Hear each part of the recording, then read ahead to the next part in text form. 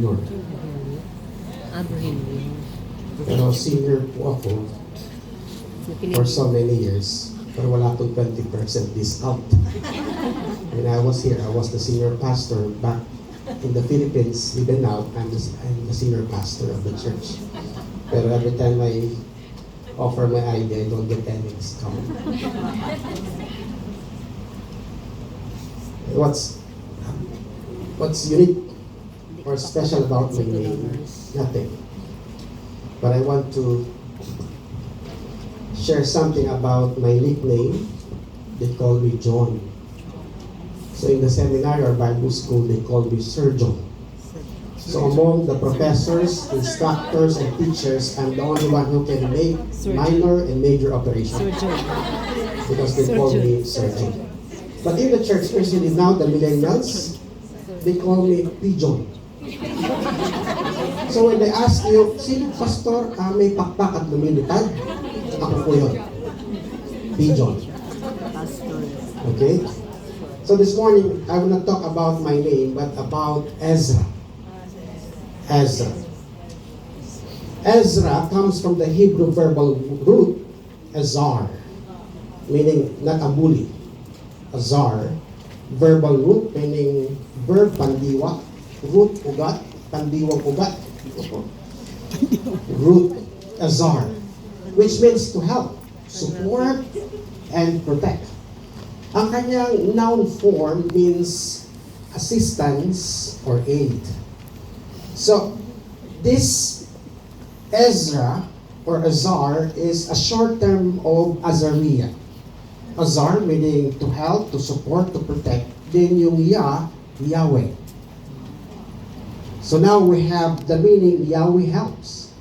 Ezra means God helps. At napakagandang pangalan niya. Dear Ezra Benosa. Ako magkakaanak pa ako. So, this man is a devout. He was a devout servant of the Lord.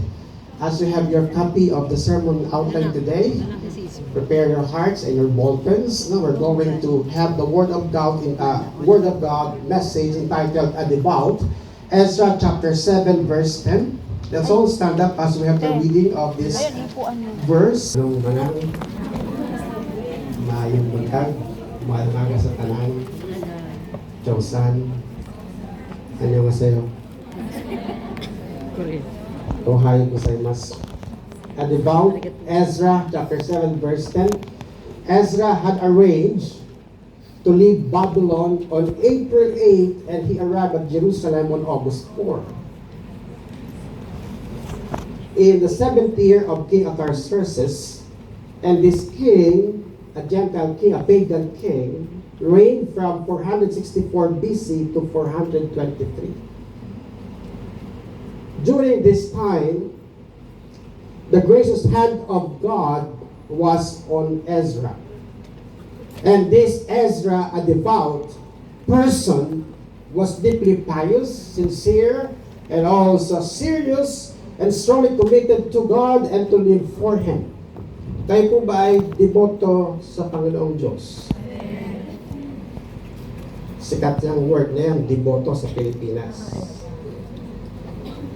At masakit tanggapin na when we were attending the big church back home, we were devout, deboto, sarado, kandado. Now that you have become Christians, you cannot devote your lives to God. This morning, like Ezra, we must be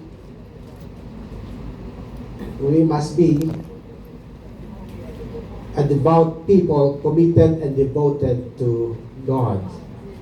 The question is, how? How?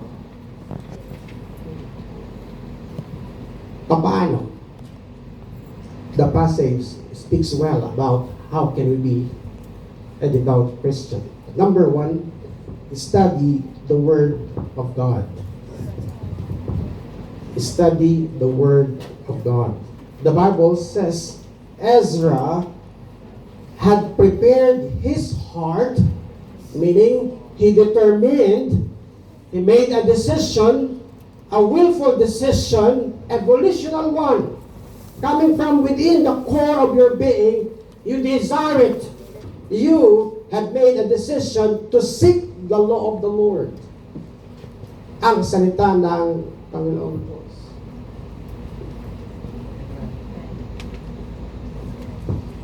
Back in the Philippines, especially when I handle conference or seminar among leaders, I always tell them the next time you come to this gathering, and if I'm the speaker, don't come without your Bible. For now, I will accept you. I will not send you home. Especially Bible school students, then they don't have Bibles.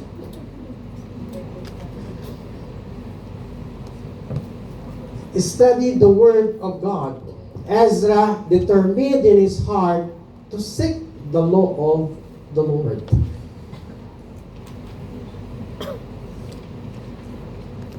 You always work here to the point you do extras to earn more. That's good for you because you are workers, and workers work.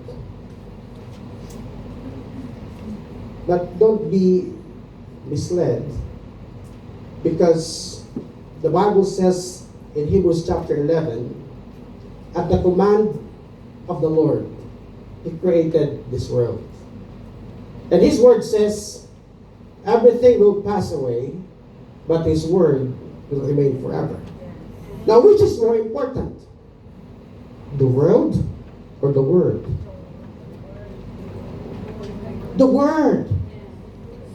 And I'll be honest to you that you are in existence today because Hebrews chapter 1, initial verses say that this world is being sustained by His word. Remove the word, then the world will be over. Even us, it is the word of the Lord. That's why this Ezra, a devout person, studied the word of God, and he gave his life to knowing the Lord through His word. One pastor spoke about epistles. Do you know epistles? It's okay if you do not know. The preacher said, epistles were not wives of apostles. They were not. He was just joking.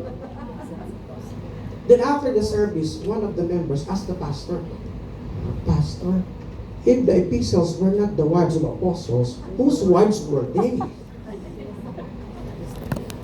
Tama nga naman, di ba? Di ba asawa ng apostles o epistles? Kanino asawa? That is ignorance. Epistles are letters. Meaning, you have to know the word. So you have to know your Bible. This Ezra devoted his life, prepared his heart to seek and study the word. And in this church, you will be taught and you will be trained about memorizing the books, studying this book, because that is your life, that is your sustenance, that is your wisdom, that is your hope in this life. Because this Bible contains a lot of promises.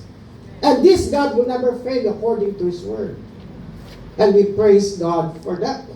So commit and set your heart to seek the law of the Lord. And that is to desire. Desire. In Coete, where I'm pastoring, ibang klase mga tao doon. May bitsin ang dila. Do you know bitsin? Ajinomoto. They say, masasarapin ang mga paitenyos. Kaya nagkasakit ang asawa ko sa gallbladder. Was operated last December and we got 29 stones. Little stones. At sabi ni Dr. Salud, you can use it to make porcelas. Then I scolded my wife. Asawa ka ng pastor, nagkaroon ka na. Eh di ang pastor walang makain. Kasi kung naoperahan ka ng gallstones, ay puro fats yun. So this is hard. In our place in Paete, they love to eat sinigang na baboy. Then this sinigang, hindi patis ang kaulam, kundi bagoong alamang. They cannot eat sinigang na baboy without the alamang. And when they eat to the fullest, and they enjoy so much. And it is my prayer, I do not know what's your longing back home. What food, what place, what people. But this should be the desire that you long to know God through His Word. I want to know Him. I want to read the Word. I want to understand the Word. What are you speaking to me? What are you trying to accomplish in my life and through my life? That is knowing God through His Word. And this Ezra devoted his life, determined and made a decision to seek the law of the Lord, to desire, to yearn for it, to ask for it. Ano, Panginoon, ano? Ano na? Wala pa akong kontrata, matapos na yung visa, ano? Then after knowing, the word of the Lord, okay, you have given me Matthew 6:30, seek ye first the kingdom of God, and all these things shall be added unto you. Now I have your word. I will go to the immigration officer. I will speak to him. Where's the visa? Pangyaw. Because you know the Word. You know God, the God of the Word. And that is what you call to desire, to yearn for it, to ask for it, and to inquire about it. Because God's Word will never fail you. Because the God of the Word is immutable, unchanging, all-powerful, omniscient, omnipotent, and nothing is impossible with Him. If it is His will for you, He will do it. Have you heard about the Vulgate Bible? The Vulgate Bible, meaning Vulgate, Latin word, common language. So in the past, this Jerome, hindi po nalagyan kanyang pangalan, is a late 4th century Latin translation of the Bible. Jerome, a single scholar, nag-iisa, translated the Bible into Latin, working with the Hebrew text, the Aramaic. Aramaic is a distorted Hebrew, and also the Septuagint, the Old Testament in Greek. And all alone, he worked to translate the Bible, making it a Bible in Latin language. And this scholar was commissioned in 382 AD, and he finished the work for 105 AD. Gano'ng katagal? More than 2 dozens of years working. I'm teaching the New Testament, and you know what? We labor so much to translate from the original passage into our language, English and Tagalog. Studying the context. Why did God say this to Ezra? What was his situation? Where was he? We study the Word of God. Sinong sumulat? Sinong sinulatan? Bakit sinulat? What are the discussions? What are the themes and the ideas? Because this Bible is a real Word of God given to His people back in the past, and this is the Word that we have today. And in this church, from Pastor Kalika, to Pastor Tim, to Pastor Jerry, never mind the following pastor, down to Pastor Nepaya, all of you will be trained in the Word of God, because that is what we need. Actually, we Baptists were called people of the book. Have you know? Tayo ay mga tao ng salita, people of the book. And we study this Word. And this is the basis of our conduct of life, conduct of ministry, of faith, what we believe, what we practice. We always base it on this Bible. Because this is the Word of God. Keep studying the Word of God. Because without learning, there's no living. Stop learning, then stop living. If you want to continue to live, learn, study the Word of God. The next one here is apply the word. Apply the word. The Bible says, for Ezra had prepared his heart to seek the law of the Lord and to do it. And that's the intention. We study for us to practice, to practicalize, to put it into practice. Because without the practice, your learning is nothing. Your head is so big, knowing a lot of things, but in practice, you do not know. And we praise the Lord because this man, a devout person, a devout Christian, Ezra, prepared, devoted, determined, made a choice in his heart to study, to seek the Lord, the law of the Lord, and to do it. Is that your intention every time you study the Word? Or because of debate? You want to topple down your opponent because he is of the opposite side. And I'd like to warn you, your knowledge of the Bible should not be used to destroy anyone. Because the Word is given to us for us to build each other in Christ Jesus. Ang malaking hamon pa naman, yung marunong sa Biblia, kalaban yung marunong sa Biblia, may verse yung marunong sa Biblia, ito isa may verse din. At pareho silang magaling. But the King of Kings, the Lord of Lords, He came down. The Bible tells to us, in the beginning was the Word, and the Word was with God, and the Word was God. He was with God in the beginning. Through Him all things were made. And the Word became flesh. He was found in what form? In our form.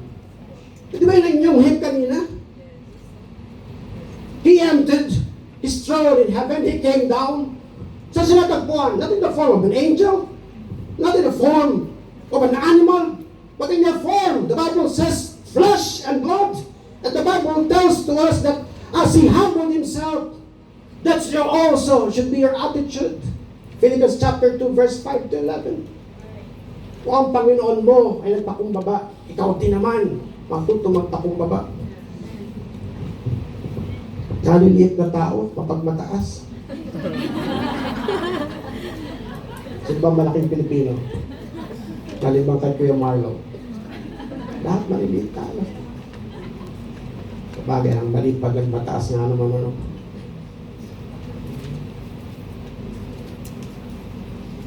So we should be doers of the word. James 1:22. Don't just be hearers, but be doers. So if we have the competition, it should be the competition of applying God's word. Show me your word. Show me God's word in your life. Do it. Then I will show mine. I know God that He is loving, then I will love you. I know the word of God, that the word of God says forgive one another, then I will forgive you. Let's have a competition. Magtayabangan tayo. Saan? Sa pagsasabuhay ng salita ng Panginoon. Pero pag gumawa ng yabangan na gano'n, ano ba yan? What about the knowledge?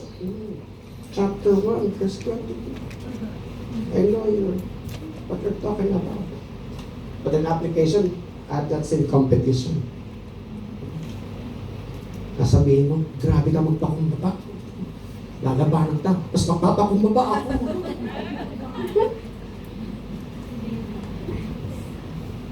Be doers of the word. It is a commitment beyond academic study. And because we are Baptists, we have this tendency and temptation to become academic. That we know a lot of things about the Bible, and we use the Bible to stand against those who are not educated in the Bible. If there is one, we attack, we defend, not to establish the relationship, but to destroy.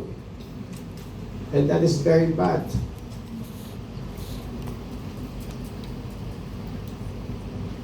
Meron ba tayo dito kumuha ng first lesson, nagpunta ng D1, D2, D3, then experiencing God, then master life. Na as you grow, and as you attend your graduation, lagi na meron pa, ano? Lalo kayong sinner like me, sinner like me, because amazing grace has found me. Now all the more as you have your knowledge in Christ Jesus, all the more you are seen like Christ, because you have His Word in your life. And this is the life of this man Ezra. He studied the law. He practiced the law, the Word of God. That the Bible says Ezra had prepared his heart to seek the law of the Lord and to do it. We are known as Filipinos, jack of all trades, master of none. It's like we can do everything. Then when we speak about ourselves, kaya ko yan. One specialist from Europe, medical, a German doctor, came to the Philippines. And when he arrived sa Manila airport, he asked one taxi to bring him to the hotel. And while inside the taxi driver, a Filipino, asked the passenger, "Where have you been?" "I'm from Europe. I'm a German doctor." "Why are you here?" "I'm here to conduct conferences, seminars about a medical cure and special operation, a cure for cancer." Sabi ng Filipino driver, "Really? Actually, just allow me to attend one of your conference. Then after I can teach everything what you can teach." And because this medical doctor from Europe has heard about Filipinos, every time we speak, it seems that we can do everything. "Okay, deal," ang sabi ng medical doctor from Germany. So he asked the taxi driver to attend his first conference. The second conference, the doctor seated at the back, and the driver, the Filipino, discussed everything verbatimly. And after the conference, people stood up. Galing Filipino.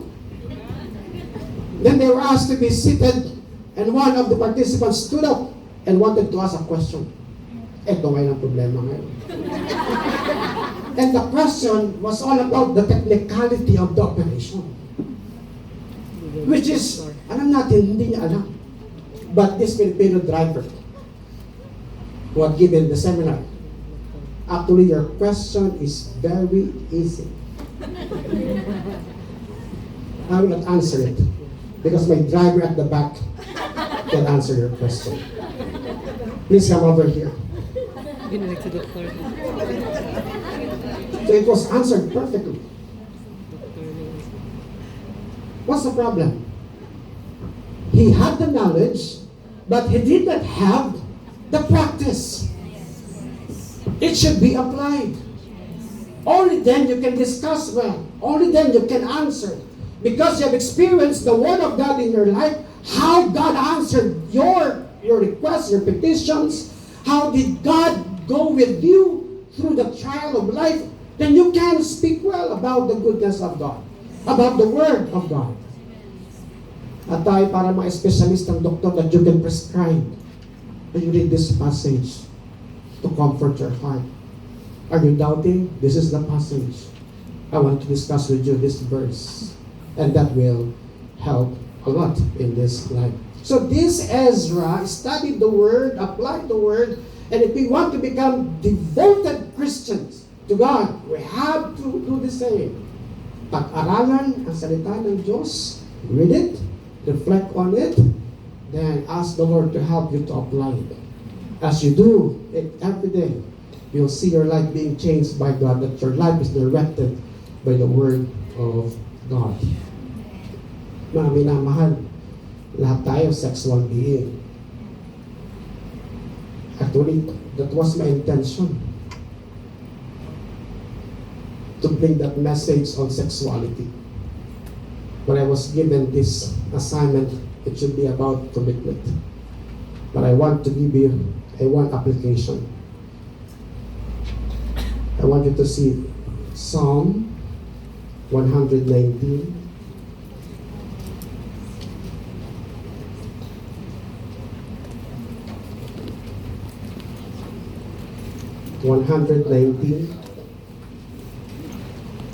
That's after 118. Just follow. Have you seen it? 119. Look at verse 9. Look at verse 9. How can a young person stay on the path of purity? By living according to the Word. You cannot hide from me. In the past, I stayed here for 3 years. And back home in the Philippines, I have known a lot of OFWs. Because you are separated from your loved ones, you are so prone and vulnerable to temptations. May it be actual, on-site, or online. And I want to warn you, because if you want to get out of that situation, you need God. And what you need, His Word. The Bible tells us, how can a young person stay on the path of purity? How can you keep yourselves pure? The Bible says, by living according to His Word. The Word of God can keep you in holiness, to resist the temptation, even the evil one. Dahil pa na mababa dito sa Hong Kong. Parang pag ako, parang katubas ko at sandaang babae ang katapat ko. Kaya every time I come here, I look so handsome. Back home, maraming competition. Maraming pogi dun. Maraming Pilipino. But that's the way of the Lord. May be temptation sa money, sa sexual, sa pride, position, too much dreaming.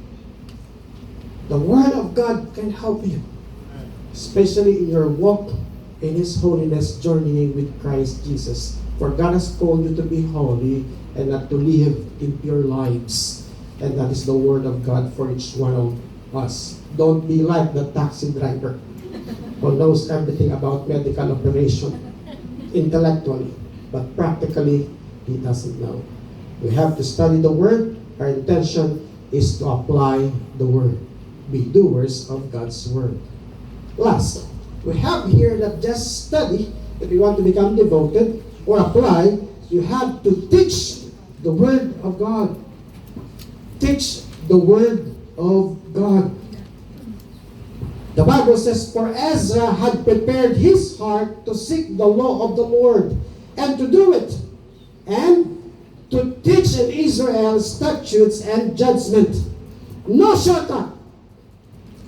All of you teachers here, teaching the Word, D1, D2, D3, hanggang D na.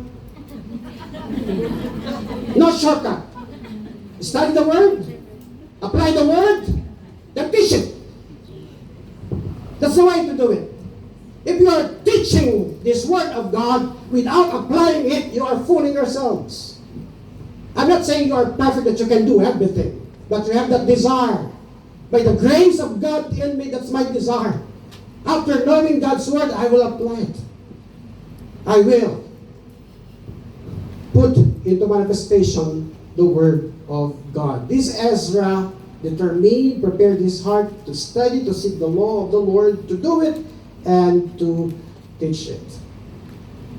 At mga binamahal kong kapatid sa Panginoon, no, sa KFBC, we teach God's Word. Why? Because there's no other way for you to be trained and to be built up in Christ. We have in 2 Timothy chapter 3 verse 16, and many of you can memorize this. 2 Timothy 3:16 and 17. All the scripture is God-breathed, inspired by God, useful for what? PRCT, teaching, R, rebuking, C, correcting, then T, training the man of God. Now sabi ng verse 17, so that the servant of God may be thoroughly equipped for every good work. So that is the formula. If you have good works without being pushed by the Word of God, it's you and not God. And every time you are sin, see how I serve? See? I'm a good-looking Christian. I do this, I do that. And pride creeps into your heart. But knowing the Word and being trained in the truth of the Word, let this Word propel you and push you to do good works. Because we have in Ephesians chapter 2, 8, 9, and 10. We are God's workmanship, created in Christ Jesus for us to do good works in advance for us to do. The good God created the good you for you to do good works, pushed by the Word of God. So teachers, that is your challenge, to do the Word of God. Iiyak ako dito. Naalala ko. When I was asked to stay and to come back, I had choices. You know how much I love you. Pero problema ko ito. I had to make God in my life. It was not for me. Sabi ng Lord, you Adam and Eve, look at the fruit trees. They are all good. They are all for you. But do not take or eat the fruit of the tree at the middle. Are you aware? Unfair or fair? If there were 100 trees, 99 sa'yo, wala ang hindi. Sa maloob mo? I wanted, I desired. I love this church. But I had to, hindi na ako. That was my start. And if God would bring me back, it's Him, not anyone else. Because He is my Lord and my Savior. He is my boss. And I follow 2 rules when it comes to my boss. What are these rules? Number 1, the boss is always right. Number 2, do you have any question or problem with your boss? Go back to rule number 1. The boss is always right. Kasi isang struggle ko, I'm training pastors and missionaries. Then I teach this word. If I cannot follow or obey this word, how can I teach young students? And I'm here not just to see you and fulfill my word, that I will come back and see you and check on you. Check po lahat ng inyong attendance sa mga ministries mamaya, if you're doing well or not. I want to report that the 4 sponsored students, Bible school students by our church, will graduate next year in March.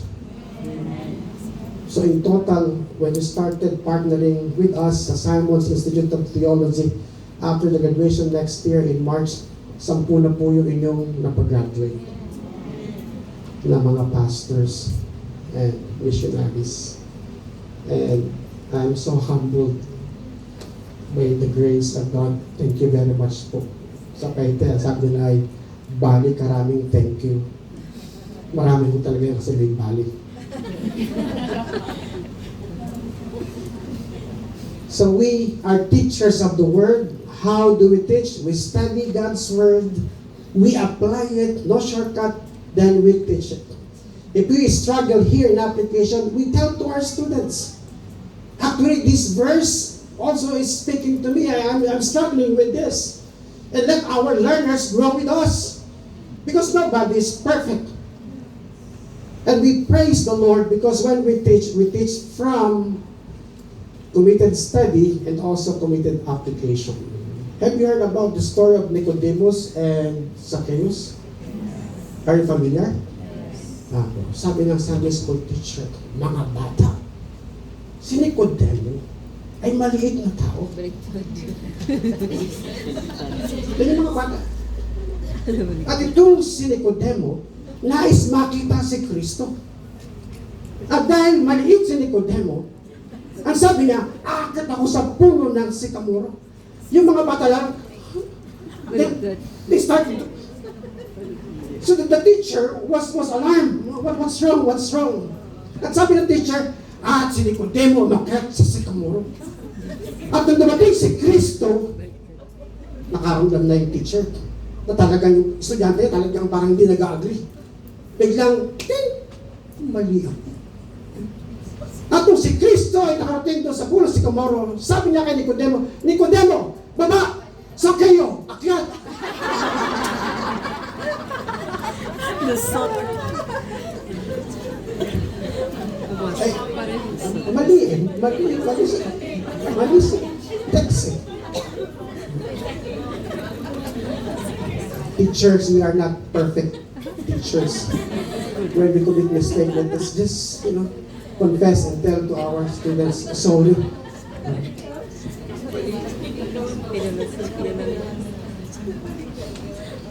So as a church, it is our solemn duty to transmit and preserve the faith, the Holy Word of God. At salamat sa mga hindi nakakilala sa akin. Ibig sabihin, the church keeps transmitting the same teaching, the same word, the same Savior, the same God to other people. Mauubos kami mga nauna. Okay, mag-alala, kayo naman ang susunod. And you have to keep transmitting the same word of God to other people. At purihin ang Panginoon. Because in this church, we have the discipleship, journey, D1, D2, D3, experiencing God, master life. And when I was here, I was given a chance to teach experiencing God in the workplace, another lesson. At purihin po ang Panginoon Diyos. Dahil ito po ang commitment namin as servants of the living God. We don't have our own teaching. We have the Lord's teaching. This is His church, and this church is headed by Christ dahil siya ang namatay sa krus at hindi kami. At siya ang babalik upang kayo kunin. Dahil siya nangako sa kanyang sarili that He will never leave you nor forsake you. He will accomplish everything. So this is a commitment. This is the reason why we support missionaries. Why we have STEP. Why we teach. Because we want to transmit the same message to other people. Dahil wala nang ibang mabuting balita na ikaniligtas ng tao. Ang sabi ng Acts 4:12, iisa lamang ang pangalan ang ibinigay sa silong ng langit sa ikaniligtas ng tao sa pananampalataya. Then I challenge you now. You want to go to Canada? Ayaw din na. Close. You want to go to Europe? To Finland? Medyo open. Okay. Australia or US? Mataray si Trump. You fly as much as you want. When you find yourself not under heaven, find another Savior. But the Bible tells us, as long as you are sa silong ng langit, there's only one Savior. That is the Lord Jesus Christ. And He said, I am the way, the truth, and the life. No one can come to the Father except through. Lalaban po ako sa inyo. You travel. When you don't find yourself under heaven, baka nasa ibang lumalog na kayo, iba na ang tagapagligtas. Pero in my travels, tingala ako, laging langit lang po din eh. Hindi naman nagbago ang taas. Kahit saan bansa ka pumunta. Kasi isa lang ang tagapagligtas. And you will tell to all people, Christ Jesus as the only Savior in all His teachings. So this morning, mga minamahal kong kapatid, it is my great honor to be with you and see you face to face. I always pray for you. Pasensya na po doon sa hindi ko kilala po. I cannot mention your name in prayer. But all of these people, I always mention your name before the Lord. Pagpalain po kayo ng Panginoon Diyos. As we conclude this message, like Ezra, be a devout Christian. Let us make a personal choice, not just ladies' choice. Personal choice. From your heart, you choose God and devote yourself to what? To seeking the law of the Lord, and that is to study. And also continually practice God's word. You will be blessed. I can say, because obedience is always rewarded by God. And that is fulfilled by faith. And teach it because other people need God's word. And lastly, let our hearts be word saturated. and God-centered, so that we are compelled, even impelled, meaning you are forced within to progressively accomplish God's perfect will and plan for you and for others. Mga minamahal, ang kalooban ng Diyos ang pinakamainam sa inyong buhay. Wala na pong iba. And that will of God for you, it's not only for your own good, but it is for His glory. Makatitiyak ka na ang pangalan ng Diyos maluluwalhati sa iyong buhay because His will is perfect for you and for the glory of the world. Mga minamahal, kayo po ba ay debotong mga Pilipinong Kristiyano? Do you love the Lord? Amen. Let's all pray. Salamat po, Panginoon, sa time we have spent in your holy presence, studying your word. Let not this study just an added information to our library of knowledge, but your word working powerfully, amazingly in our hearts. Huwag niyo po kaming tantanan, O Diyos, banal na Espiritu, na hindi maihakbang aming mga paa according to your word. Because that is your way for us. For us to be molded, for us to be shaped, for us to be conformed to the image of your Son, Jesus Christ, our Lord and Savior. At salamat po. Wala po kayong salita sa amin na ikasisira namin, kundi sa kabubuti namin, O Diyos. And thank you, Lord, because your way is always the best for us, a perfect one. We, teachers of the word, help us to always apply it, even when we struggle. Because we know, O Lord, that you have given us the ministry of the word to teach the word to others. And help us, Lord, to be faithful to you and to your word, making sure, O Lord, that we are teaching your word and not our word. Your word is eternal. Your word, Lord God, is your power to sustain us. And you will, O Lord God, stand for your word. Ang nakataya dito sa iyong salita ay iyong pagka-Diyos. At kailanman, you will not betray yourself. You will uphold your name. Walang ibang Diyos kundi ikaw na lumikha sa amin at nagpapala sa aming buhay. O Diyos na mabuti sa lahat, tulungan mo din kami na to teach this word sa aming mga anak, Panginoon. To let them know that prosperity can be found in Christ as they learn the word, as they obey the word. Surely they will be prospered and they will become successful. Sa iyo po ang pinakamataas na papuri at pagsamba ngayong umaga. In Jesus' name we pray. Amen.